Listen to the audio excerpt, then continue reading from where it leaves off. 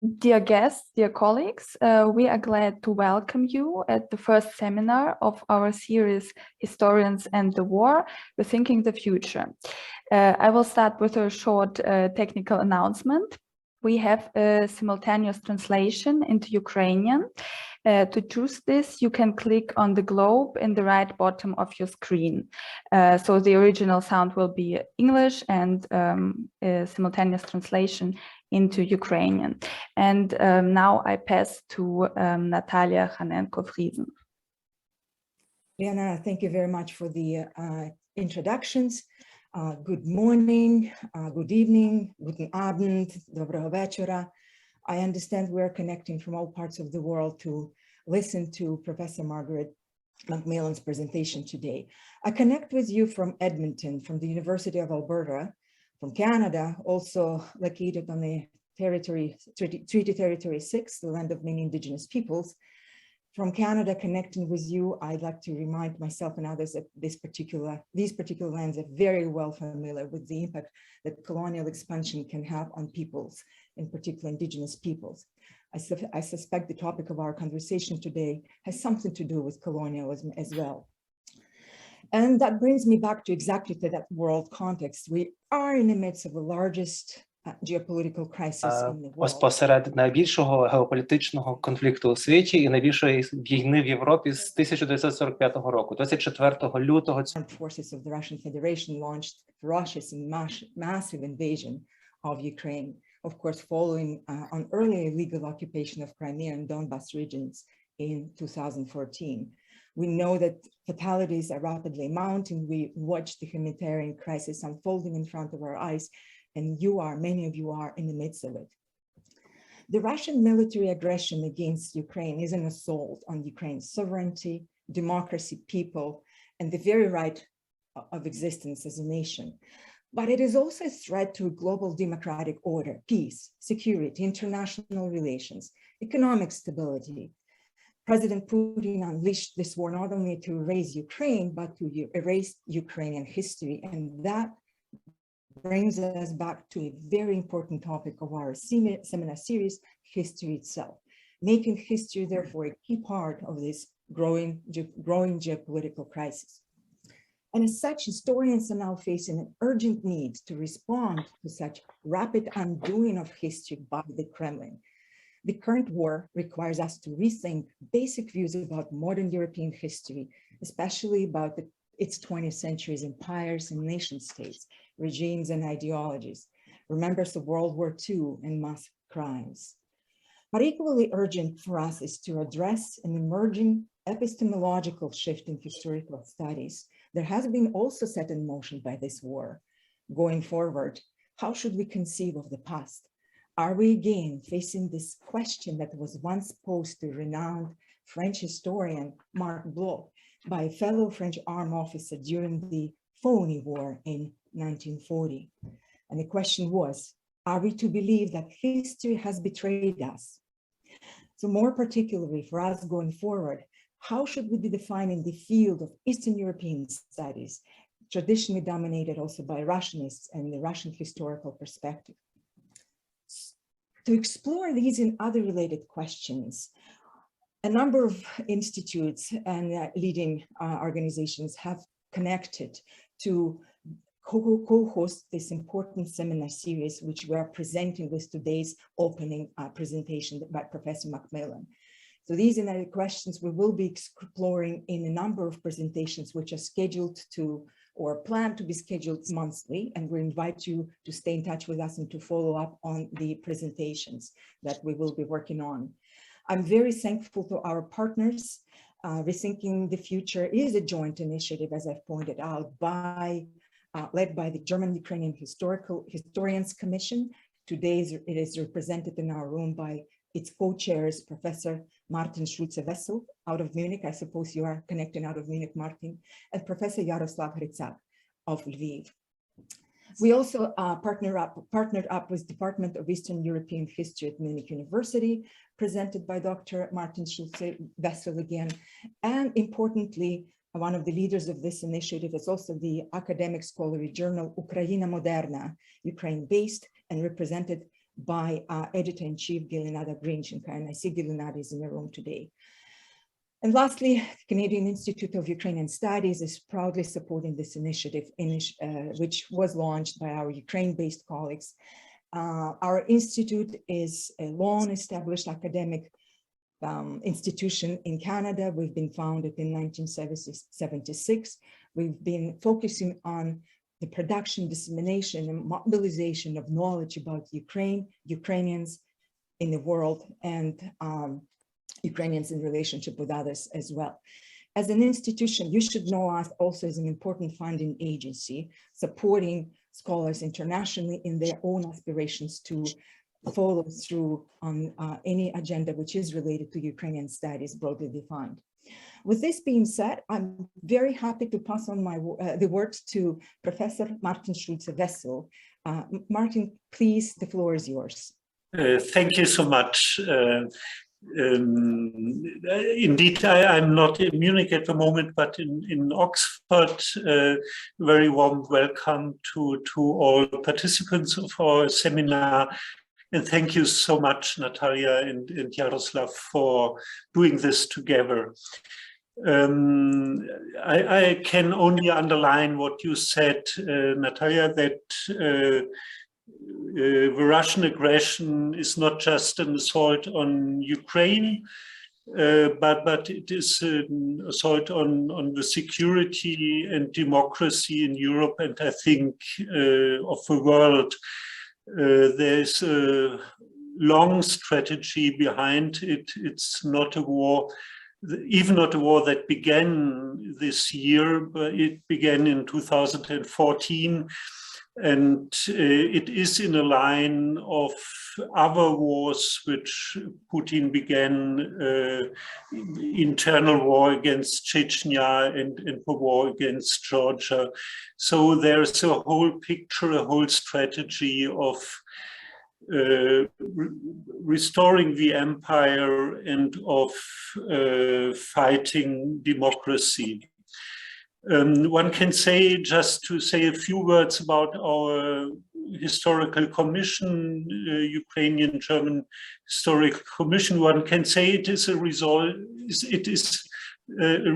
of the war which began in 2014, because after the Maidan and after the annexation of Crimea and the Russian intervention in the eastern parts of Ukraine, we initiated between Ukrainian and German historians this commission. Well, the idea was that something had to be done. We thought also about the creation of an institute, a joint institute in Kiev, which could not be realized, and this commission was the alternative to it, so to say. And war and revolution were also the topics of our first conference.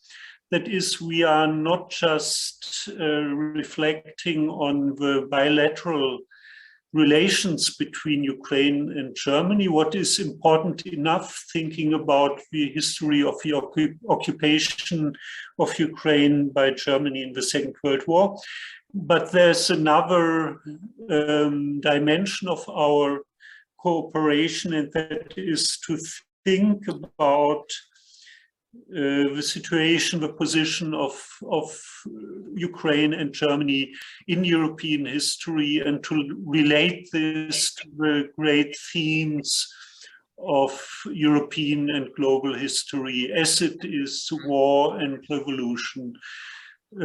But also other subjects have been raised. For example, the important subject of reconciliation after wars, how to settle a peace order after war. This was a topic which we discussed in a conference in Lviv. Just to say very few words about the third cooperation partner. This is the already mentioned Department for Eastern European History at LMU Munich. I just want to mention that the interest in Ukrainian history is great in Munich, also due to the free Ukrainian university, which is in Munich, due to the state library with great funds on great collections on Ukrainian history. And at our department, they have time and again been guests from Ukraine or from Canada who are dealing with Ukrainian history. For example, Frank Sissin has been a guest for a very long time, Michael Borovik from Kiev, and others. So thank you for your attention, and I hand over to Jaroslav. Thank you so much, Martin. Thank you so much, Natalia. As Martin has says, our commission has been conceived during the war because of the war, and I would say that our proper name, our commission, would be not Ukrainian Historical Commission, but Ukrainian Historical War Commission, because whatever we do, unfortunately, most unfortunately, we couldn't escape the war. And to a certain extent also relates to the biography of our distinguished guest today, because Margaret MacMillan, Professor Margaret MacMillan is focusing on history, international relations, but also part of our family story. First heard your presentation on the BBC's the Rees lectures, which you started with this kind of the very nice story about the family grenade, which to me was very entertaining, but also want to reveal to you this kind of the another side of the family stories that Professor Margaret MacMillan, and correct me if I'm wrong, is granddaughter of Lloyd George, I'm sorry. So anyway, we could not escape the war. And just a few words, Professor Margaret MacMillan is a very prolific author, probably one of the best known historians now in the world. Her best known book is on the Versailles Conference, Peacemakers, and the Paris Conference, which won several prestigious prizes, including the best work in non-fiction in the United Kingdom. He also wrote another international bestseller on Nixon and Mao. And as I said, she had this lecture in the 2018 on BBC, which was later turned into a book, War, How the Conflict Shaped Us. And this is the book which I strongly recommend to every one of us. And I believe this is a must to read, especially for those of us who are professors of the universities. So without further ado, I want to invite Professor, open the floor for Margaret, Professor MacMillan, and thank you sincerely for accepting this invitation. Thank you so much. Floor is yours. Thank you very much. That was very kind of you, and it is both a great honor and a great responsibility to be taking part in this seminar. And I thank you very much, all of you, for inviting me, and all of those of you who come together to make this seminar possible. It's always difficult, I think, for historians in the middle of history to actually reflect on it and try and make sense of it. We, I think, are as often bewildered as everyone else is by what's happening. But what I have noticed in the recent discussions and the reactions and the thoughts about what is going on in Ukraine is just how important historians have been, that we are being called upon to try and explain the context, to try and understand the relationship, and also to try, and I think we've seen that history is being weaponized in war. We're also, I think, being called upon, as we should be, to challenge some of the myths that are being presented, certainly from the Kremlin and those who speak in its name, some of the myths that are being presented about the relationship between Ukrainians and Russians, and about the so-called provocations that Ukraine and NATO have made to Russia. So I think we have, an important role both to reflect and also to challenge what is often very dangerous and tendentious history. I thought I would speak, with your permission, for about 10 minutes and just lay out some general thoughts about war, and then I think we'll have a great deal to discuss. To begin with, I'd just like to say that I define war in a very particular, very narrow way, because we use the language of war very freely. We talk about wars in the UK, they talk about a war on obesity or a war on cigarette smoking. But I think we need to be very much focused on what war is. And that is that war is an organized activity, indeed a highly organized human activity, which involves a group applying force to another group. Йдеться про те, що група застосовує силу по відношенню до іншої групи і намагається змусити її зробити свою волю. Тому я не визначаю війну як просто just simply violent action. War is something that uses violence, but it is a very highly organized and very purposive human activity. And as we know, it can quite literally change the course of history. We have only to ask ourselves what would have happened, for example, if the Ottomans had succeeded in one of their sieges of Vienna. The history of the center of Europe would presumably be very different. We have to ask ourselves what would have happened if the Axis powers had won the Second World War, or if the Soviet Union had won the Cold War. And so that often, although there are many forces which move history and change it, there are times when wars push it, I think, very decisively in one direction or another. One of the great problems which we wrestle with, and it's not just historians who wrestle with this problem, it's ethicists, it's philosophers, it's theologians, it's political scientists, is why does war exist? Why is war something that human beings seem to have done for as long as we can trace history backwards? Possibly before any sort of form of recorded history, human beings lived in peace and harmony with each other. But the evidence is that for the most part, they did not. And of course, as you know, there's a huge debate over whether we are somehow programmed by evolution to fight, that somehow biologically we are programmed to fight as a species, or is it really more about culture and social organization? And I would argue for the latter, that it is culture that makes people want to fight. It is culture that makes leaders perceive that, and I define culture in, of course, the broadest way as anthropologists would, but it is cultures that make leaders think that war is an instrument they can use, that war is an instrument they can legitimately use. And it is the use of history and the use of memory that helps, as part of that acculturation, to make peoples predisposed towards war, or to follow leaders who will tell them that war is something that is going to bring them benefit and prosperity and good. I think also we have to be wary of assuming that peoples are caught in a particular culture forever. We know that cultures change, and we've seen that with Germany, which before 1945 was a culture where war was something that was valued, and the values that promoted war, values of self-sacrifice, obedience, discipline, were values that were held up to the whole of German society. And we've seen the great change in Germany. I mean, one of the ironies of the present war in Ukraine is that many of us are wishing that Germany was more warlike rather than less. That is simply to indicate the ways in which that change has taken place.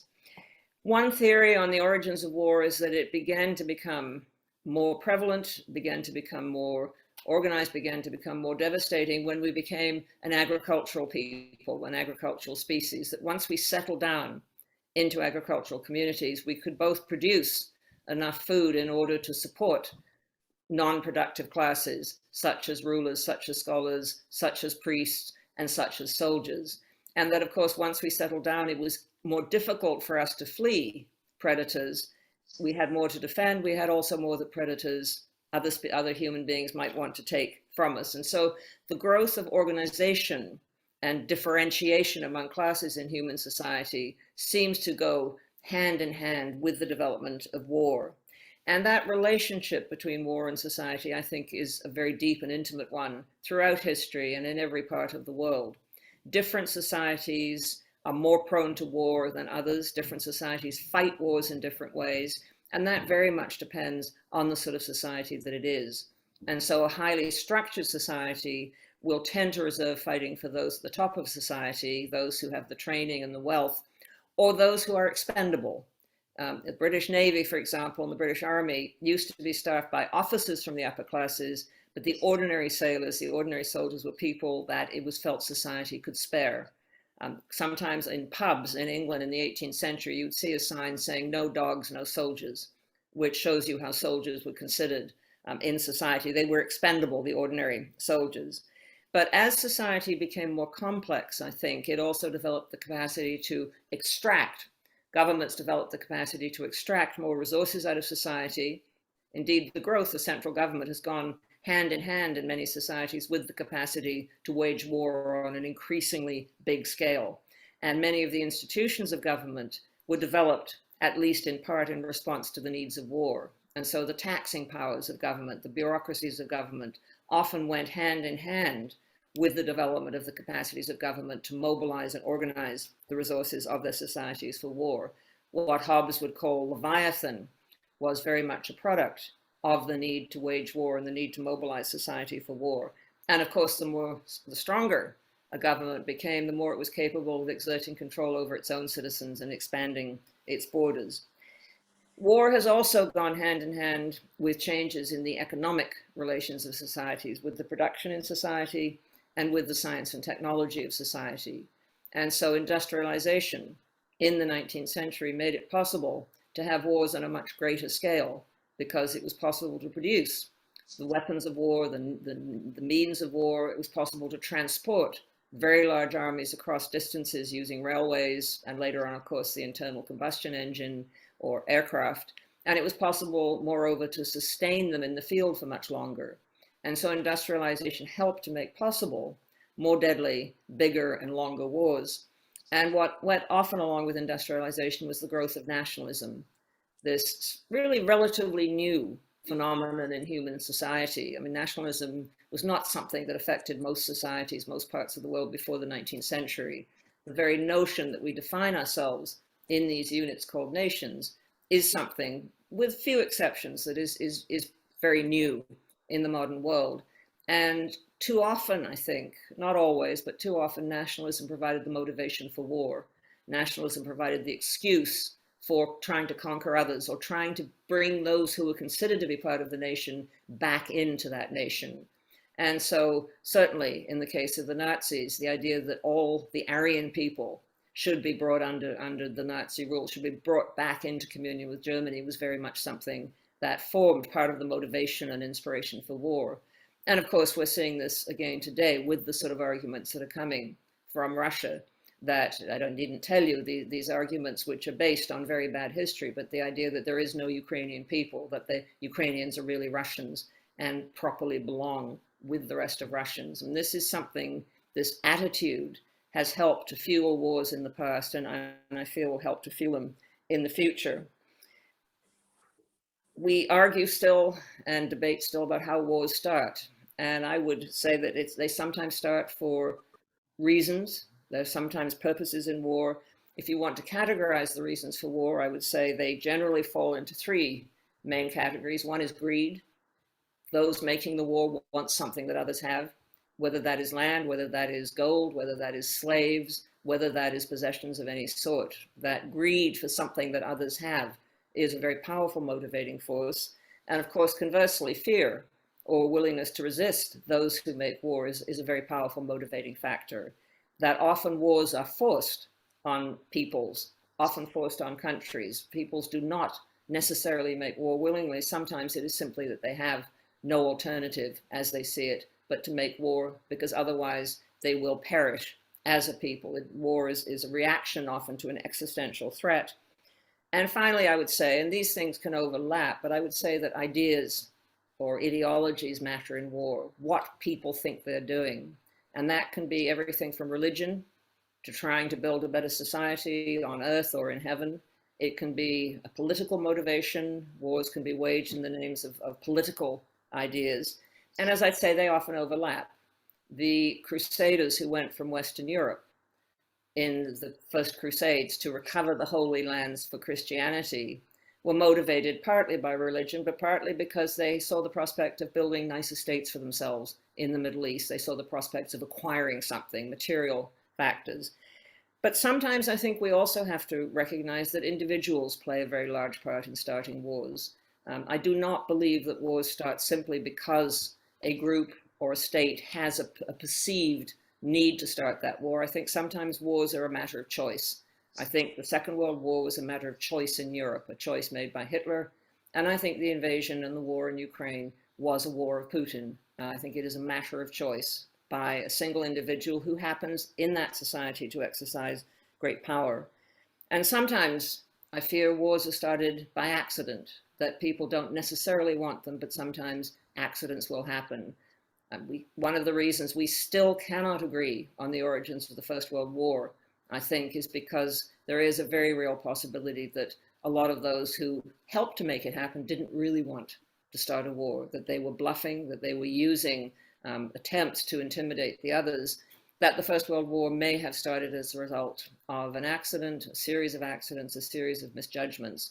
Because when you get into a situation where peoples and nations are preparing for wars, are thinking of wars, then you get into a situation where it is easier to set them off. And I think, of course, this is one of the great worries today, that will what is happening in Ukraine lead to decisions, to mistakes, to misassumptions that will set off a much broader conflict. A final thing, perhaps, that we talk, well, a couple of things that we talk about is the technology that determines wars or shapes wars, which is also spurred on by wars, that war can help to bring about enormous changes in technology.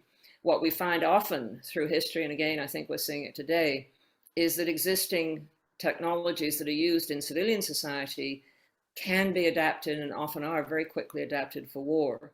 The ways in which the social media, for example, have been and are being adapted for use in war in Ukraine, I think is a very striking example of this, but there are many other examples. One of the reasons that Europe developed very good guns and cannon very early on, learned how to build them, was because it already had experience in metallurgy, particularly in making church bells. And so the bells that were made for churches provided the technology which made it possible to create the cannon that made Europe's wars possible, or made Europe's wars more deadly. A final thing perhaps about war is that it does have, as we know, profound impacts on societies. Just as societies fight wars in particular ways because of their values, their organization, their technology, so too war will bring great changes to societies. Social change, advances in technology, advances in medicine, these are not benefits of war, but they are simply things that can happen as a result of war. Walter Scheidel, in his very interesting book on the catastrophes that shape history, the Great Leveler, he calls it, says that war is one of the factors that can bring about greater social equality. Not that anyone makes war intending to do that, but it can sometimes have that effect. And we see, I think, in all of our countries, the impacts that war has left on our social values, our political organizations, the ways in which we relate to each other and other people. Well, we're looking at a war today, which I think, when we can talk about this perhaps a bit more, which has been challenging many of our assumptions about the future of war, about the nature of war, about the ways in which, in some ways, this war is a war of the present and the future, but it's also a war that has many similarities to wars of the past. I think too many of us, and I count myself among them, thought that war in the future was going to be something more and more that involved high technology, fewer and fewer people actually fighting. What the military called boots on the ground was not going to be as important. And I think what we're seeing in Ukraine is that indeed boots on the ground, soldiers on the ground, those on the ground fighting still matter a great deal.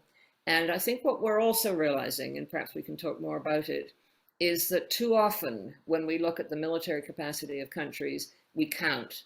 It's easier to count things like tanks, numbers of soldiers, numbers of aircraft, numbers of missiles, easier to count things that can be counted, which I think we did, a lot of us, and the military experts, I think, did it in particular. We did with Russia when we looked at it and compared it to Ukraine.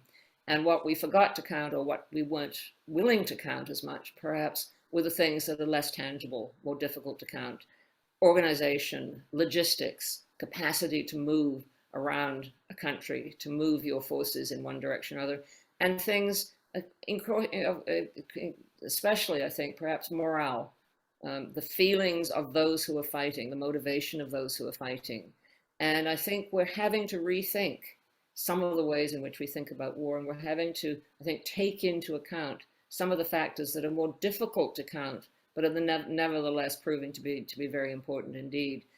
And so I think that what the war in Ukraine has done, apart from its very visible and dreadful consequences for the Ukrainian people, is, as historians, it is making us, and we should be doing this, think again about what war is, why it occurs, and perhaps we can also think again about how we might work on the experience of this war to try and limit war in the future and try and deal with the consequences of war. Thank you very much. Thank you so much, Professor Margaret MacMillan, for your concise and excellent introduction to our discussion. Picking up some of your points, the matter of choice. In 2014, and the 100th anniversary of the First World War, you made a very accurate prediction that we are now around the time of 1914. So looking back to the past, do you think this war could be prevented? Well, it's always easier to see it in the past, isn't it? We look backwards and we can see the mistakes that were made on a particular path. And I think what struck me so much about 1914 when I worked on it was the sheer amount of complacency among those in positions of leadership in Europe, but also those who were, those in journalism, for example, or ordinary citizens, because they had had a long period of peace, as much of the world, in fact, has had since 1945. Not all, of course, but a lot of the world has had a long period of peace since 45.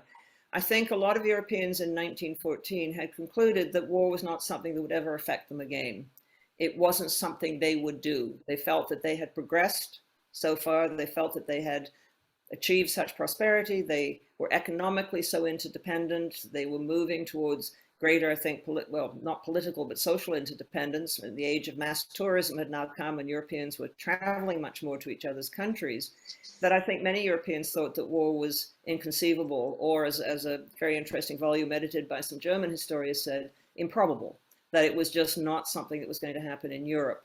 I think what also affected thinking in 1914 was that Europe had had a series of crises in the Balkans, starting really with the annexation of Bosnia and Herzegovina in 1908. And those crises, including, of course, the two Balkan wars, had stimulated fear of war. There had actually been moves and counter moves and talks of war, and countries involved had used threatening measures to try and put pressure on the other. They mobilized more troops, for example, or they called up more horses for their cavalry, quite visibly. And so I think what had happened by 1914 is people thought two things. One, that Europe was not anymore going to do war. That was something that other people in different parts of the world, as the Europeans would have said at the time, less civilized would have done, but not them.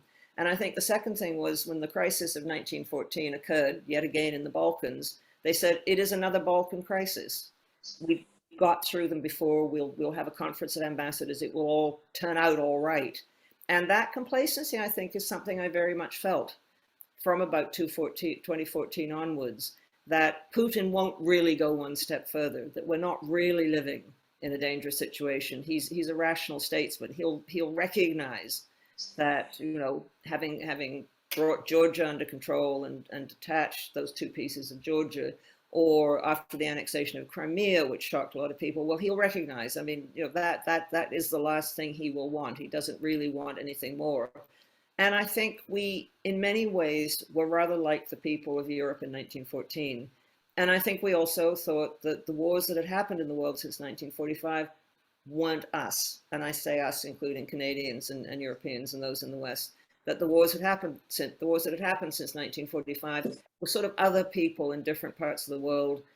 And even when a war happened in Europe, closer to home, in the breakup of Yugoslavia, it was explained away by people saying, well, they've always been like that in the Balkans. Those are ancient hatreds. But it was sort of explained away. And I think we have been, I speak for myself, deeply shocked by what has happened in Ukraine, that it has awakened us to the prospect that war is much closer at hand than we might think, and that peace is something that can be disrupted very easily, that peace is more fragile than we thought. Could we say that war is a kind of a norm and peace is a kind of exception? Well, I think I would say that, and I say it having grown up in a very peaceful world. I mean, if you grew up in Canada, you grew up in a world which war was something that happened on the other side of the world, and not many Canadians got involved. I mean, Canadians fought in the Korean War, Canadians fought in Afghanistan, but it was only a small minority of people, and many of us never met anyone who had fought in Korea or fought in Afghanistan. And so I think you could say that, we expected that peace was the norm, and that war was something that came as a disruptive force, that war was the breakdown of the normal situation of peace. And, I fear, looking through history, that war is actually much more normal than we'd like to think. And that it may be that peace, if not the exception, peace is something that we cannot take for granted and that we cannot expect to last. I mean, the history of Europe, is a history of wars virtually every century, and so is much of the rest of the world. I mean, as far as we can tell, every part of the world has had wars. And of course, we know there are, you know, apart from what is happening in Ukraine, there are still wars going on elsewhere in the world, as they have been for the past decades. Thank you so much. I'm sorry to tell, but I just heard there is a kind of air alarm in Kyiv, Odessa, and Lviv. So those of us who can, just please proceed to the shelters. And those who are safe, that let's proceed further. And my next question would be related to this, your point you made, this boot on the ground, if I correct quoting so. We may expect that this will be high-tech war of robots. Yeah. And this seems to be like very much conventional war. So why would be that? Why would we have like another repetition of the Second World War here? That is something that I think I'm still thinking about, and it's a very good question indeed. I think, should you be proceeding to a shelter, by the way? No, I'm fine, thank you. Okay, but I think we underestimated, or we put too much faith. I think we live in highly technological societies, and we've come to think that there is a fix for everything. And what I think, certainly the Russians are learning very painfully, is if you want to take over a country, you actually have to have people there. And you have to have people in charge or in control of the key points, the main communications networks, the big cities, the key industries. Otherwise, you can't control it.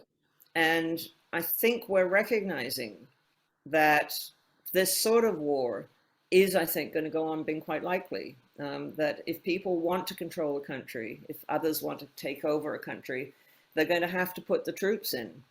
You can't do it just with airplanes. Airplanes can be countered with other technology. You can't do it just with drones, although these things, of course, play a very important part.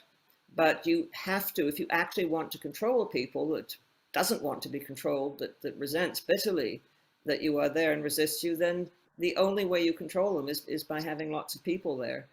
And if you win a victory, what do you win if you can't then get the populace to do what you want? And so I think if we are going to see wars of this type of invasion, they're going to have to involve a lot of people. I mean, we may, I suppose, reach a stage one day with technology where robots can do it all. But I think, you know, robots can be programmed in certain ways, but they're not necessarily going to be that flexible. They'll move in a certain way, and they won't be able to do the actual management of another society.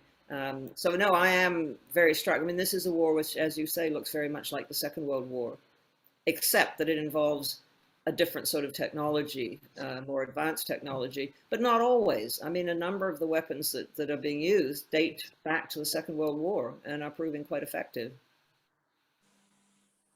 Well, thank you. But in more general context, we have many wars since then, since the Second World War, low profile, high profile. In your opinion, this war, is there any specific characters, features this war that distinguishes from the other ones?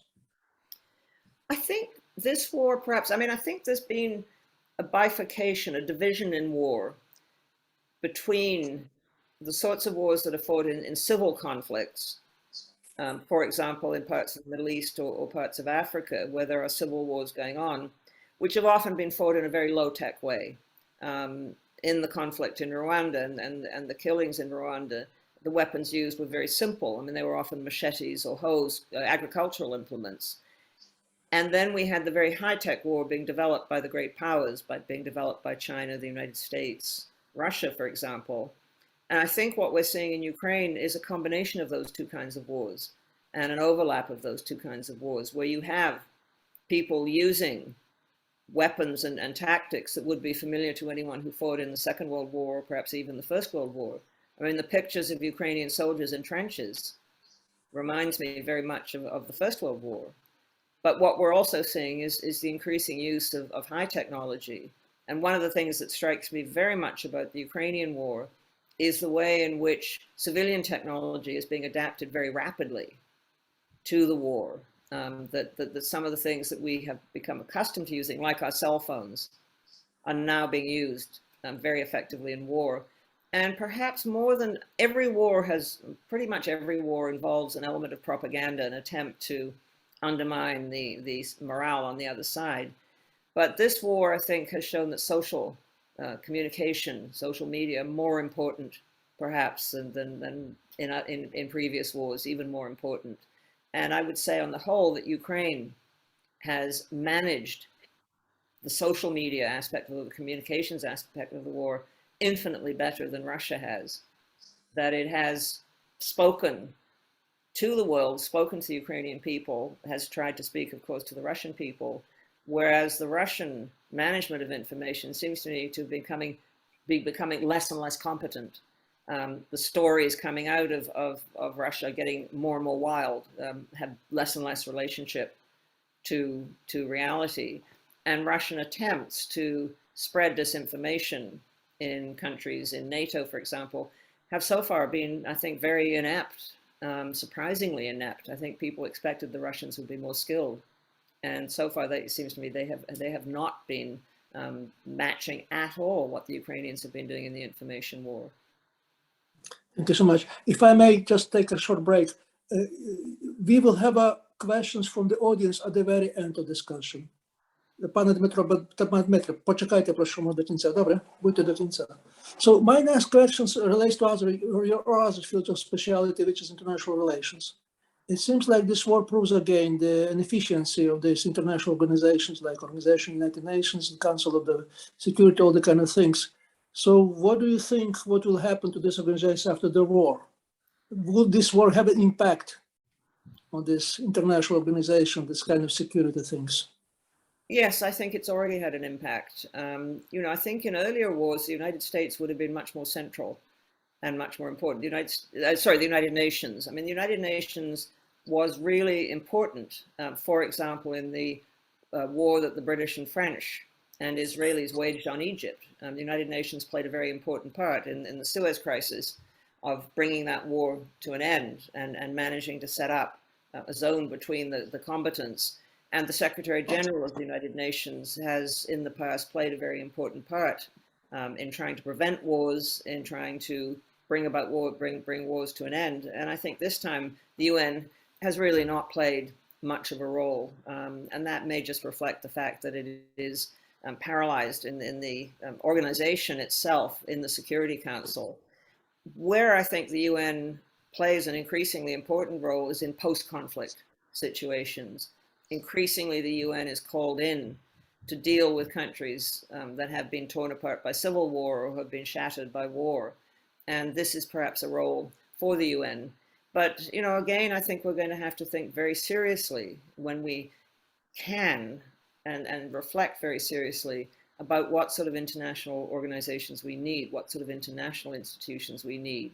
I mean, we have a great many international institutions which have helped to keep the world working, I think played a very important role. But clearly, we do not have, at the moment, international institutions that can effectively carry out arms negotiations, enforce an arms control regime, and try and diffuse conflicts. I mean, there have been various suggestions.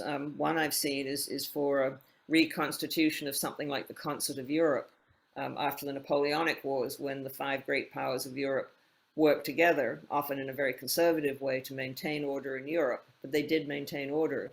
And there has been a suggestion made by a couple of American writers that we need a new concert for the world, that we bring together the United States, China, India, European Union, and they suggested Russia, but at this moment, it would be difficult to do so, that you bring together the great powers and you have for them, they have a very limited goal. It's not to make the world a better place necessarily, but it's to make the world a stable place and to prevent war. And that, is something that has been tried in the past and did work. It has its very negative side because it tends to be very conservative.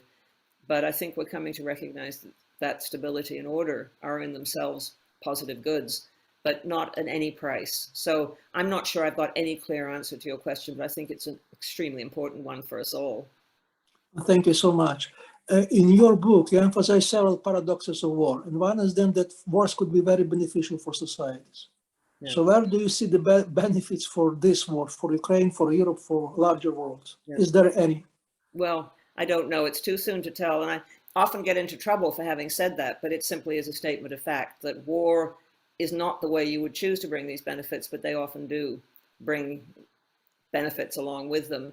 What I hope will be a benefit of this war is that the West, which of course no longer refers to a geographical area, it more and more refers to shared values such as democratic values, and can include, includes Australia in the South Pacific, it includes Japan in Asia, that the West will begin to rethink and revalue itself. I mean, I think we've too often concentrated on our divisions, concentrated on what is wrong with us, and that I think we have to perhaps recognize that we have something worth defending. That in fact, for all its faults, and we know the faults in the West because it is an open society and we discuss those faults freely, which I see as a positive good, that for all its faults, the West is a more open society, is a more tolerant society, is a society which offers more opportunities for people than, say, for example, Xi Jinping's China. And I think we need to rethink what the West stands for, and not in any sort of not any sort of unthinking patriotic way to say the West is best, but simply to recognize that there may be things we have that are worth defending and that we ought to want to defend. And I think Ukraine has made us realize this. It's made us think again about what is important to us. And so I hope if something good comes out of it, it will be that. And I hope if something good comes out of this war, it will be an increased effort to try and find the war criminals and to try and bring them to account. It will never be done fully. It's always impossible, but I think it's very important that we should make visible war crimes and make, as much as we can, make people aware of them and have as much as possible we can to bring those who have perpetrated them to justice. Thank you so much. Talking about the crimes, I cannot but bring the issue, the story of the Bucha massacre. Yeah. Of this kind. What kind of story would you make of that? Well, I think I understand, and you can tell me if I'm wrong, that Ukraine is making every effort to record that story, to record not only what happened to the dead and what happened to them, but also to record those who perpetrated it. And what I'm wondering, and I don't know yet, but given what happens in previous wars, I'm wondering how much of what happened there was orders from the top, or how much of what happened there was a military that was badly disciplined, badly led, and young soldiers who simply ran out of control. And that can happen in any war. I mean, discipline is something that is hard to maintain. And whether what happened was but whether what happened was largely because of failures in the Russian command system and inadequacies in the Russian forces, or whether it was deliberate. And whether we will ever discover that, I don't know, but it seems to me a very important question to pursue, and very important that it should not be forgotten. This is something I think, that I gather from what I've read, that the Ukrainian government has already identified a number of the perpetrators, has found their identities, has found out where they lived. And I think this will be important to follow up. But why it happened, because it served no purpose militarily. All it did was to enrage the Ukrainians even more than they were enraged against the Russians. But it does seem to me to reflect a culture of often in the Russian armed forces, particularly perhaps in the army, of brutality towards civilians. I mean, this is not something entirely new. It happened in Grozny, it happened in Aleppo, and it is something I think that one day we have to hope that the Russian people themselves will, as other peoples have done, confront things that were done in their name and by some of them. There is another quite uncomfortable question is about genocidal character. This is what we're concerned with discussing in Ukraine. As also the world, I believe Canadian Parliament accepted this decision that the character of actions in Ukraine were genocidal character. Do you think we have to reconsider the concept of genocide after this war? I think we do. And I think we're in danger of losing something if we broaden it too much. Because I think genocide was, well, the term was coined, of course, by a Ukrainian or person who had come from Ukraine. And it was coined to very specifically describe a particular sort of crime. And we have many words for crimes, but this particular crime was an attempt to obliterate a whole people, to remove them from the face of the earth. And I think it's important, myself, but I may be wrong, I think it's important to keep that in mind, that this is a very particular crime and we need to be aware of its particularity. And that if we use the term too broadly, in Canada, for example, we use the term cultural genocide, which I can understand, but is it in a sense broadening the use of genocide so that it is less effective? I don't know. It seems to me that genocide is a word that is thrown around very easily now, rather like the word fascist is thrown around. And I think fascist has a very particular meaning, and I think it would be a shame to lose that meaning. And I tend to think that genocide has a very particular meaning. It has a legal meaning as well, and that it in fact should be kept with that very particular legal meaning, because I think it has impact. But, you know, this is something we can certainly disagree about. And if you could put yourself in our position of historians, Ukrainian historians, German historians, historians of German-Ukrainian Commission, what would you suggest us to do? Your recommendations. I know this is kind of probably not quite correct question, but still, I'm just curious. We're here to hear your suggestions, so to say. Well, I think what was said earlier on, that you are all rethinking the history of your region, and you're looking at that history in the light of what's happening today, and there may be fresh questions that you want to ask in the light of what's happening today. And I think this is important. I mean, I think we use history to illuminate our present situation. And I think perhaps one of the things you may want to do is go more deeply. Perhaps you already have, and I apologize if I haven't read anything on it, but go even more deeply into the shared history of Russia and Ukraine, but also the shared history of Ukraine with Austria-Hungary or with Poland.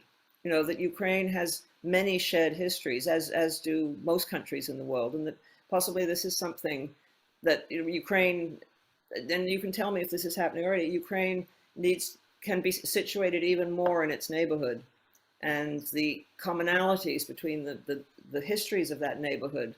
You know, I think what nationalism has done in a way is divide up an area in which peoples often spoke each other's languages, lived in mixed communities. And perhaps that sort of history may be a more hopeful way to look at the future, to stress the ways in which you have shared experiences, values, attitudes with your neighbors, that you're not divided into neat little boxes, one box Ukrainian, one box German, one box Polish. That in fact, if you look at the longer past, it seems to be those boxes didn't exist so much. Thank you. There is a question from Gilinada. She asked that in one of your interviews, it was Deutsche Welle, I believe, you stressed the battle narratives and mentioned that Ukraine seems already to have won the battle narratives. Did you expect such propaganda narratives in general to play such a significant role in the current conflict? Yeah. No, I didn't. I thought, you know, the war itself would be fought between the opposing forces. It would be a war involving material factors. I don't think I realized, perhaps because I don't use Twitter or other social media, I don't think I quite realized the power of social media and the reach of social media and the ways in which social media can be used. And, you know, to go back to what I said earlier, it seems to me that Ukraine and your president, who is a master at using social media, has really won that particular battle. I mean, what comes out of Russia is very clunky, often completely, I mean, I think good communication should involve some element of the truth, because if it doesn't, then people stop believing it. And I think what's coming out of Russia, out of the controlled media there, is now so detached from reality that people are just not inclined to believe it. I think what Ukraine has done is much more subtle, much more skillful. It reports daily what is happening around the country. And it also reports things that are going wrong, which I think is important. You know, this is where the BBC was very effective in the Second World War when it broadcast to occupied Europe, that it didn't pretend that everything was going well, that it told the truth about what was going wrong. And I think that gave it an authority and a credibility. And it seems to me that Ukraine, the media, the stories coming from Ukraine are much more trusted by people in the rest of the world than the stories coming from Russia. Thank you so much. So I reached the end of my questions, so I probably then ask our audience to put their questions. You could do it either by raising your electronic hand or put your question in the chat. Pan Dmytro Dmytrenko. Proszę Dmytro, Pan Dmytro. Yeah. Thank you very much. Those were difficult questions. Oh, thank you. Thank you for. Thank you very much. First of all, I would like to say thank you for very much for the opportunity to meet Margaret. I read book Margaret book. I'm in Paris 1919, so it's Sheltered Peace. So I quoted this book several times in my articles and in my dissertation. So I'm very glad. It's my pleasure to meet Margaret. No, I mean, unfortunately, not personal, not inside, but in Zoom. And I have some questions and remarks. For example, as I see, I don't know, maybe you agree with me or disagree, but as I see, this war has united Ukrainian nation as much as possible that it was before. For example, maybe it is a final stage in Ukrainian national unification. For example, in Odessa, a lot of people started to shift language, for example, from Russian to Ukrainian. It was impossible before this war. And second, maybe this war made people of Ukraine to vote more seriously, more responsible next time. And in order to reinforce European choice, I mean European integration of Ukraine. This war, it's as I see this war, it's third. I'm sorry. Could you just put your question, because there are some other people waiting for questions. Yeah, that is my point, and I would like to ask if you agree or disagree with me. Yeah. Thank you. Well, I think yes. I mean, you're in a better position to tell than I am what's happened to Ukrainian sense of nationhood. But it seems to me, looking from outside, that Putin and his armies have done more to create a Ukrainian sense of nation than he could have imagined, because he's presented them with this existential choice. And clearly, from everything we've heard from the soldiers who were captured, the Russian soldiers, they didn't expect this. They thought they were coming into a people who would welcome them. You know, the stories that they've found dress uniforms in the officers' luggage, the Russian officers' luggage, because they were expecting a victory parade.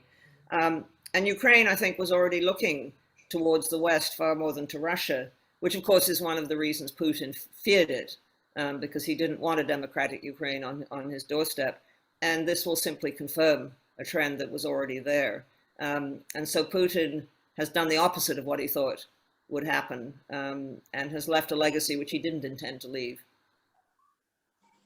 Thank you very much. There's a comment from the front line. There is a comment front line. They will reveal identity, but they say that they have a impression that the butcher was planned. They have an impression the butcher was planned. But also they're asking a question, could we just say that this is at the core of the war is a conflict of values conflict? Yeah. That's very interesting about the butcher being planned, and I hope we find out more, because I think it's very important to really find out what happened here and investigate it even more thoroughly.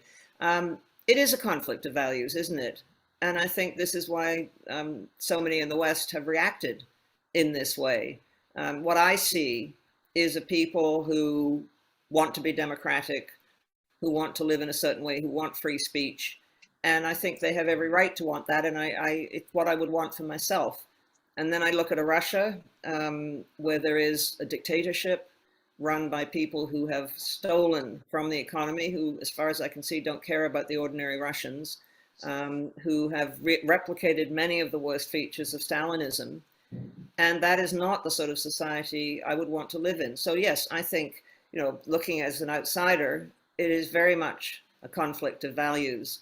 What sort of world do you want to live in, and what sort of world do you want to bring your children and grandchildren up in? And the contrast, I think, is becoming more and more visible the whole time. And so I wish you well as you defend these values on the front line. Thank you. I believe that Lena Lopachova has collected comments from questions from chat, and Lena, could you just read them? Yes. Here were also some comments and questions if we really can say that it was a war of choice, because from Putin's point of view, it may be rather a war of necessity, and also some questions and comments if we can regard these events, if we can regard Putin as an irrational leader. Very interesting question, and I think it was a war of choice. I think he had a choice not to wage war, but he chose it. Now, he may have felt that he was threatened, but what was threatening him? I mean, his position in Russia was secure. There was very little threatening him there. I suppose he was threatened by the example of a Ukraine which was following a different path, and that concerned him. I mean, he has had demonstrations, perhaps more than he expected. His popularity before the war was not that high, but there was really, as far as I can see, nothing threatening his position in Russia, nothing threatening the position that he had built for himself. No one was going to take his palaces away from him. So what was he afraid of? What I think may have happened is that he, if not irrational, suffered what dictators often suffer. And that is, the longer they're in power, the more they tend to be surrounded by people who tell them that everything they do is right and that they're geniuses. And they lose that capacity to listen to dissenting views. They lose that capacity to be challenged in their decisions. And from all we know about Putin, he lives in a smaller and smaller circle of people. And these are people who very much depend on him, often old friends, some of his old judo partners, or the man who is Putin's chef. I mean, these are people who depend for their position on Putin himself. And so are they going to tell him that what he wants to do is idiotic? No, they're not. And I think he also convinced himself, perhaps like those who counted the relative strengths of Russian and Ukrainian forces, he convinced himself that the Russian forces were so overwhelming that the Ukrainians would recognize there was no point in fighting and they would simply give up. And so I don't think, as some have speculated, that he's lost his reason. I think he simply lives in a world in that he is not challenged. And so what he wants to believe is what he does believe. And clearly, I think he's been shaken by what has happened. I mean, the fact that he is now throwing people in his immediate circles into jail, he's now trying to blame others for what is going wrong, that he's ordered this fresh assault in Ukraine, that he still wants to have his great Victory Day parade on May 9th in Moscow. I think this shows that he has increasingly lost touch with reality, and that he is, I think, it's probably very difficult for him to change his mind. But this is, I think, often the fate of dictators, that they reach a point where they simply no longer are capable of opening their minds to other possibilities, because that would shatter their whole sense of who they are. And I think, he is suffering the fate as so many dictators have suffered before him.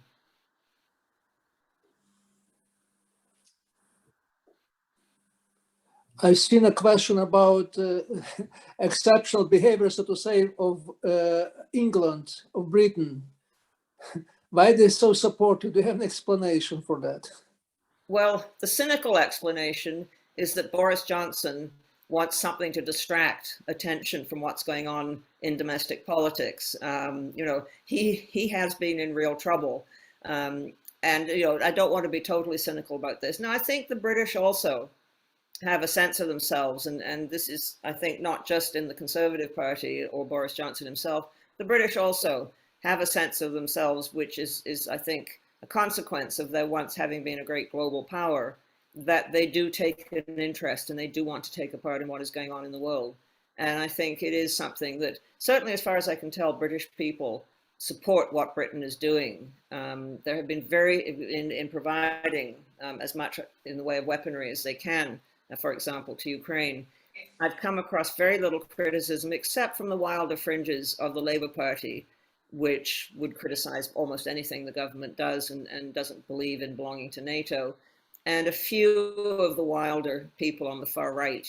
There is this very unsavory element on the right, both in the UK, in the United States, and in Canada, which admires Putin. But they are, I think, a tiny minority, probably less in Britain than they are in Canada or the United States.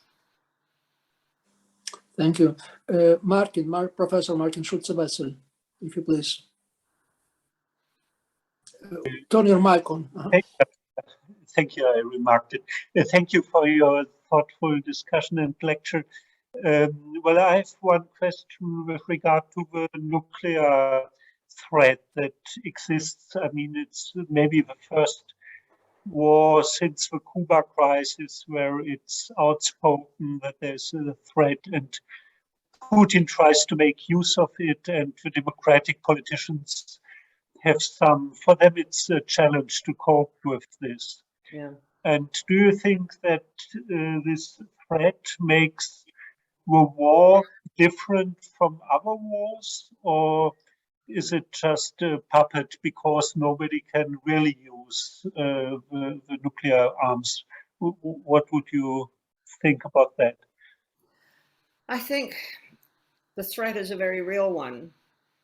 And it was there in other wars after 1945. It was certainly there in the French War in Indochina, when the Americans thought of using nuclear weapons on the Viet Minh. It's been raised. It was raised certainly in the Cuban Missile Crisis, perhaps the most serious crisis of the Cold War. It was also raised at the time of the crisis in 1983 over the shooting down of the Korean airliner. And it does, I think, shadow or shape decisions that are made to war, because the possibility of nuclear war is absolutely terrifying. And we know that although there are small nuclear weapons, the so-called mini nukes, that in the arsenals of the great powers who possess nuclear weapons, the bombs are many times stronger than the ones that were dropped on Hiroshima and Nagasaki. So now there is a capacity there to pretty much destroy the face of the earth. Having said that, how possible is it in this war? And that, of course, is the question which I'm sure keeps a lot of people in Western leadership up at night. My sense is, well, two things. One, do you allow the possibility of Armageddon, of something dreadful? Do you allow that under that possibility, dictators do whatever they want because you're so afraid of what might happen? The other possibility, which I've heard raised, and I think is an interesting one, is that Putin, who we have to assume is not completely crazy, knows that there would be retaliation, knows, I think, or he should know, that Western intelligence, which has been very good at finding his generals or helping find his generals in Ukraine, knows where he is. And so he would himself be at risk. And I think there's another possibility which I've seen raised, which I find interesting, is that he may be hesitant to give the order to his generals because they may not obey him. That it may actually be a final test of his authority, which he may not want to make because he may not get the answer he wants. Now, this is all very speculative, but I think we have no option but to proceed myself, because the alternative is to say to Putin, do whatever you want and take whatever you want. We're not going to stop you. And he thought that before this war. And perhaps he's learning that he was wrong. Let's hope. Thank you so much. Professor Franciscan. Yeah, we can estimate that one of the few Western countries where most of the population, or at least that in the Western part of the country, would say they had met a Ukrainian or they knew a Ukrainian is Canada. Yeah. Other than Canada, US much less so, and strangely enough, Europe, much of Europe, much less so. Yeah. To what degree do you think, one of the problems of the field of East European studies has been what might be called decolonization of the field, that there still is a mystique of great empires and great cultures that shaped the field, shaped what was taught, and shaped students. Do you think, is that something that you all at all reflected on in this? That is, that Ukraine suddenly is being described as showing that it is a nation, as if this was necessary for it to do, and how much we as historians then create these pre-constructed visions that then are passed on. Well, historians have always played, I think, a great role in creating national consciousness because we write the histories, not always good histories. You know, I think of some of the histories that were written by Serbian historians in the 19th century, which portrayed Serbia that was, you know, always right, always the victim, always noble, which didn't take into account the relationships between Serbia and its neighbors. So, you know, I don't think historians always play an admirable role in creating national myths, but what historians should do, I think, is explain how we got here. And it seems to me very important for historians of Ukraine to look at Ukraine as it evolved and look at the different influences. I mean, to leave out the influence of Austria-Hungary or Russia would be to leave out a very important part of the story. Now, it's how you frame it and what your main theme is. But it was a very interesting development, I think, among Turkish historians, that they are now looking much more at the role of the Ottoman Empire. And the same thing is happening in Greece, interestingly enough, where for a long time, the whole period, which was quite a long period in Greek history of Ottoman rule, was not recognized, not dealt with. And so these are not comfortable questions, and they often run counter to nationalist narratives at a particular time. But I think our role is always as historians to try and make the story as multifaceted as possible and to try and bring in the different influences on what the story of a particular people. The same thing with British history. And when the English look at their history, they tend to forget the great influences that came across the Channel from France. You know, but to understand English history properly, you need to understand that. To understand Canadian history, we have done more, I think, to bring in the history of the Indigenous, but we clearly have to do more. But I think we also have to understand that at one point we were part of the British Empire, and that has left an imprint on our institutions, our language, our ways of doing things. And so how you bring in all these different things, I think, is very important. Oh, sorry, I thought I'd turned off everything. Anyway, so I don't know if that's much of an answer. There is a question from the audience, a role of religion. How do you perceive this? I mean, 20th century nowadays in this particular war. Well, I don't think it, again, I can be corrected because I'm not there. I don't think it's a religious war. I think what it is a war that certainly shows the impact of religion on culture. And in some cases, of course, has a definite religious component. The role of the Archbishop's Kirill, I'm not pronouncing it correctly, I think. Kirill. Kirill has been, I think, a very unfortunate one, pernicious one, which I think has damaged possibly his own standing in the church and his own reputation as a religious leader. But are the Ukrainians fighting a religious war? I think religion is probably important. Certainly we've seen the importance of being able to worship in the way that Ukrainians want. But I would see religion also as part of a broader culture, that it is something that is helps to shape the Ukrainian characteristics, helps to shape Ukrainian views of the world. But I may be wrong, but I don't see this as a war of religion. And I don't see it particularly on the Russian side as a war of religion. It seems to me that that is, you know, simply religion is being used, or in the case of the Russian Orthodox Church, putting itself at the disposal of the state. But I don't see it as having a strong religious motivation. Thank you so much. Alexei Panichev, please. Turn your mic on. Alexei. Sorry. Margaret, thank you for your excellent presentation. I would like to offer you one suggestion and would like you to comment this. It seems to me that if we put Russian Empire instead of Russia, we'd see this war in a far better light. That's what I mean by saying that Putin is rational and this war was indeed a war of necessity for him. Look, in the 20th century, Russia already passed two stages of its disintegration as an empire in 1917 and 1991. So when Putin became prime minister, it was obvious to him that Chechnya is going to start the third wave of disintegration. And he is in charge of stopping this process. So he silenced Chechnya, and then he made a very rational decision that the only guarantee way not to lose any more territories is to regain the territories formerly belonging to Russia. So that's what he was doing all the way he was a president from the very first year.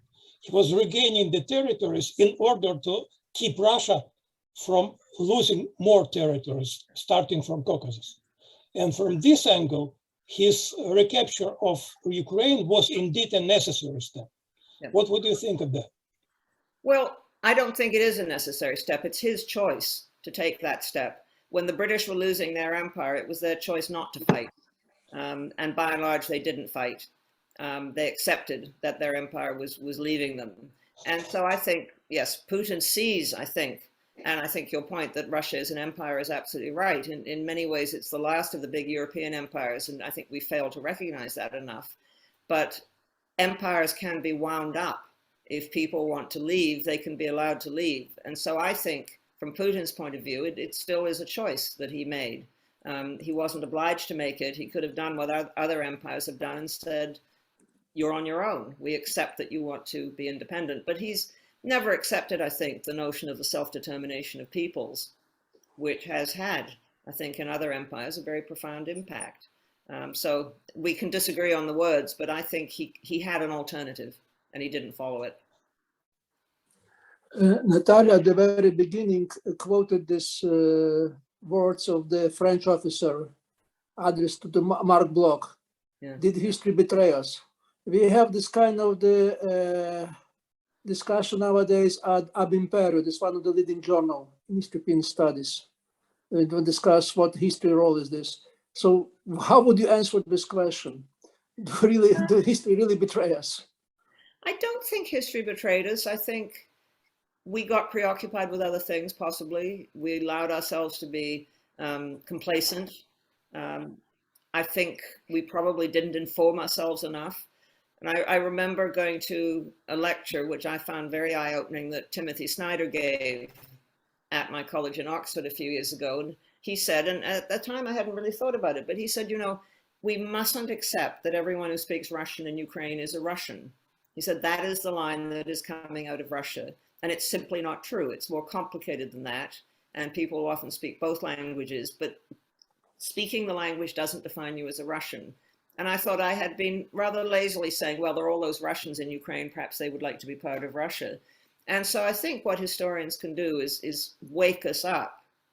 And I think we should all be prepared to be woken up to how things are, you know, not accept lazily stories that are put around or views that are put around. I mean, the same thing always struck me when Yugoslavia fell to pieces. You got, as I mentioned earlier, people like Kaplan, Robert Kaplan, writing books saying, well, they've always been like that. They've always fought each other. You know, it just wasn't true. And I think that's our role as historians is to keep pressing and to keep trying to establish what was really the case. I mean, there may not be a single truth, but we could establish certain things and challenge other things. Thank you. Natalia, Professor Hanenko-Friesen. Thank you. Margaret, thank you so much for your perspective on history deeply rooted in anthropological thought. As a cultural anthropologist, I fully appreciate your angle in your entry into the topic of war. We are here to focus on the future as well. And I'd like to suggest that historians are not only considering the past, but also the overarching perspective includes the future as well. And I'd like to revisit obviously history, but also something you've mentioned before in today's presentation in reflection on Germany's soul searching and after the World War II and currently arriving in a particular space or place in history where the reconsiderations of past indeed is taken to a next level. So we know what Germany is doing right now. Let me ask this difficult question now, focusing on Russia and potential future, I don't know from what timeline going on. What might need to happen to the Russian society, to the Russian political establishment for this country to shed it all and move on beyond the current war, which Ukraine will win? And it is a complicated question, I think, because contrary to Germany, what we also need to acknowledge, and we do by using different word, imperial thought and positionality, is the fact that Russian society for a substantial period of time has been cultivating the sense of themselves being not just carriers of Russian culture, but Russian civilization. And of course, you know, as social scientists, when we think civilization, it brings us to a completely different level. So can Russian society going forward change its positionality and its future, given this complexity of them now thinking of themselves not just simply a member of the international community, but a civilization?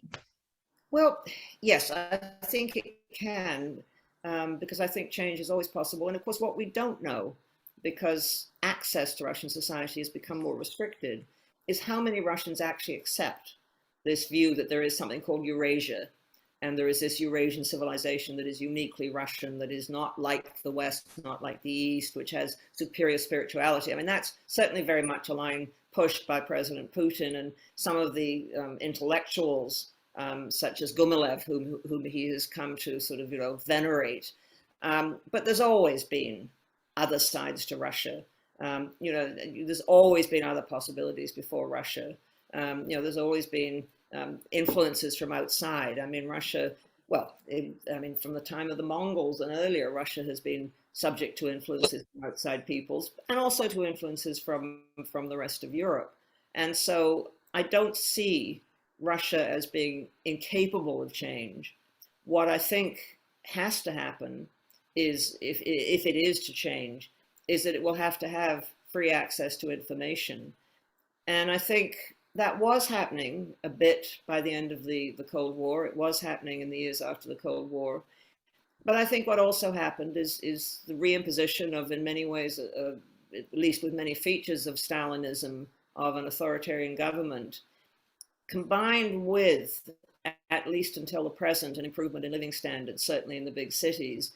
And perhaps there was a sort of implicit bargain between the Russian people and their government. The government would not give them much freedom, but it would give them prosperity. And that as long as they didn't sort of rock the boat, they could continue to live. I mean, it's sort of the bargain that's been made in China as well, I think. But there are alternatives. And I think, that we know that when Russians are exposed or have a chance to talk freely among themselves, they will see those alternatives for themselves.